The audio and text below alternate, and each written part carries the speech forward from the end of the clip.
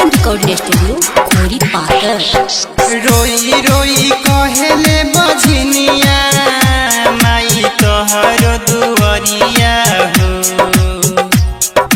रोई रोई कहेले बजनिया माई तोहर दुआरिया हो।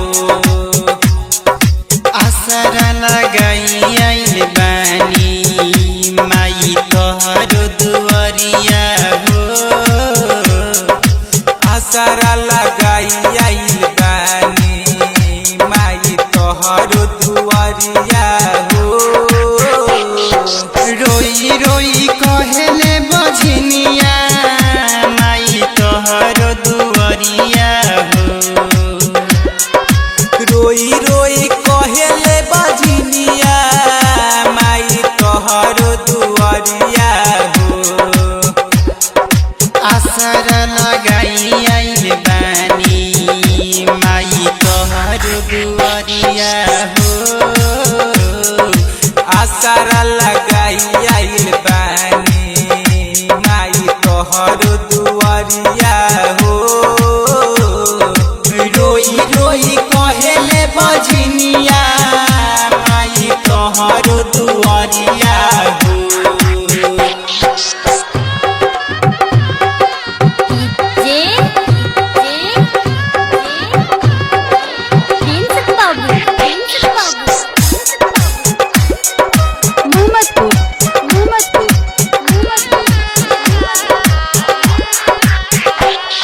सासी ससुरी घर में लोग मरतवे तनवा हो। सास ससुरी घर में लोग मरतावे तनवा हो।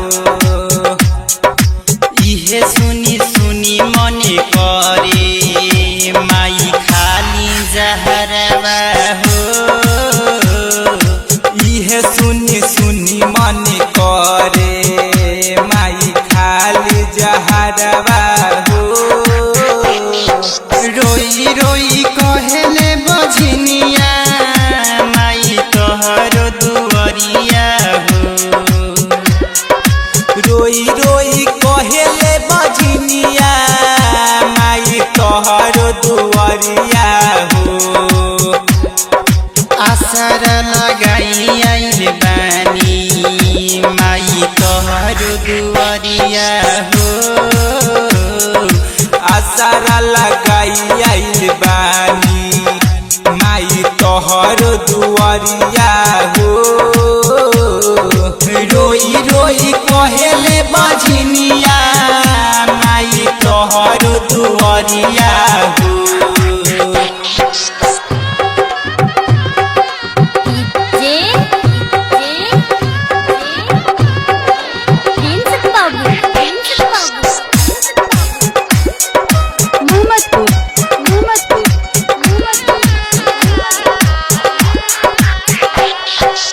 हमारा पे एक बार माई फेर दे तू नजरिया हो। हमारा पे एक बार माई फेर दिहा तू नजरिया हो। लोगवन के ताना सुनी सुनी माई ओइनी दुआरिया हो। लोगवन के ताना सुनी सुनी माई ओइनी दुआरिया हो। रोई रोई कहेले बजनिया माई तोहर दुआरिया हो।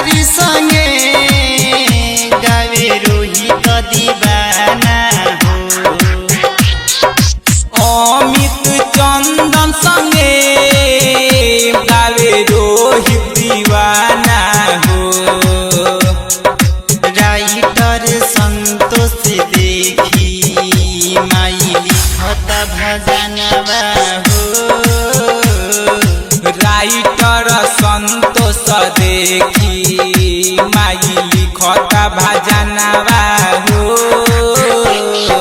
रोई रोई कहेले बझनिया माई तोहरो दुआरिया हो। रोई रोई कहेले बजनिया माई तोहरो दुआरिया हो। आसर लगाई आइल बानी माई तोहरो दुआरिया हो। आसरा लगाई आइल बानी माई तोहरो दुआरिया हो।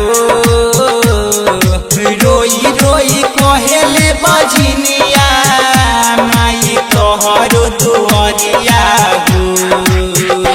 सत्यम रिकॉर्डिंग स्टूडियो खोरी पाकर।